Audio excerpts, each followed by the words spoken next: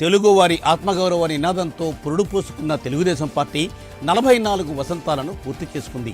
ఈరోజు టీడీపీ ఆవిర్భావ దినోత్సవం 45వ ఏట టీడీపీ అడుగుపెడుతోంది. కర్నూలు జిల్లా సి.వెలిగల్ మండలం కె. సింగవరంలో దారుణ హత్య చోటు చేసుకుంది.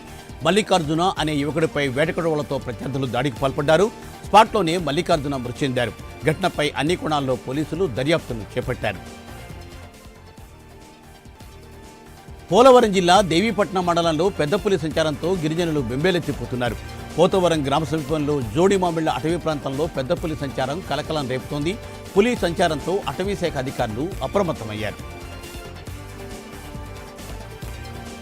నంద్యాల జిల్లా మహానంది నల్లమల అటవీ ప్రాంతంలో మంటలు చెలరేగి మహానంది ఆలయ పరిపాలనా భవనం వెనుక మంటలు భారీగా ఎగిసిపడుతున్నాయి.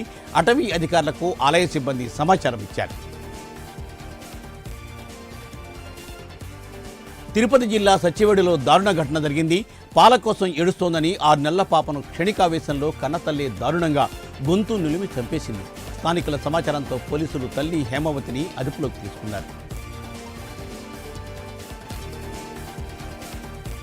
నంద్యాల జిల్లా బండి ఆత్మకూరు మండలంలో దారుణ ఘటన చోటు చేసుకుంది.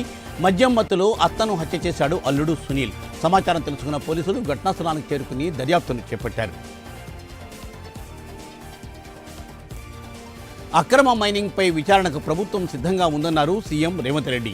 గంగుల కమలాకర్, వద్దిరాజు రవిచంద్ర మైనింగ్పై నేరేళ్లలో ఇసుక అక్రమాలు, ఎస్సీలపై చేసిన దాడులపై విచారణ జరిపిస్తామని స్పష్టం చేశారు ఆయన. కుకట్పల్లిలో చెరుకు లారీ బోల్తాపడింది. అదుపు తప్పి డివైడర్ని ఢీకొట్టి లారీ బోల్తాపడింది.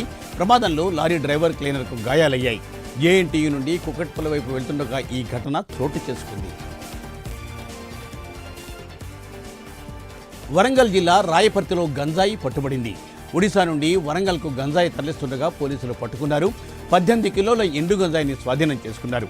గంజాయి తరలిస్తున్న 3 నిందితులను పోలీసులు అదుపులోకి తీసుకున్నారు. రంగారెడ్డి జిల్లా రాజేంద్ర నగర్లోని ప్రొఫెసర్ జయశంకర్ విశ్వవిద్యాలయం ఆవరణలో గుర్తు తెలియని ఒక యువకుడు ఆత్మహత్య చేసుకున్నాడు. మృతదేహం కుళ్ళిపోవడంతో దుర్వాసన వచ్చింది. దీంతో స్థానికులు గుర్తించి పోలీసులకు సమాచారం అందించారు. ఘటనా స్థలానికి చేరుకున్న పోలీసులు మృతదేహాన్ని స్వాధీనం చేసుకుని వివరాలను సేకరిస్తున్నారు.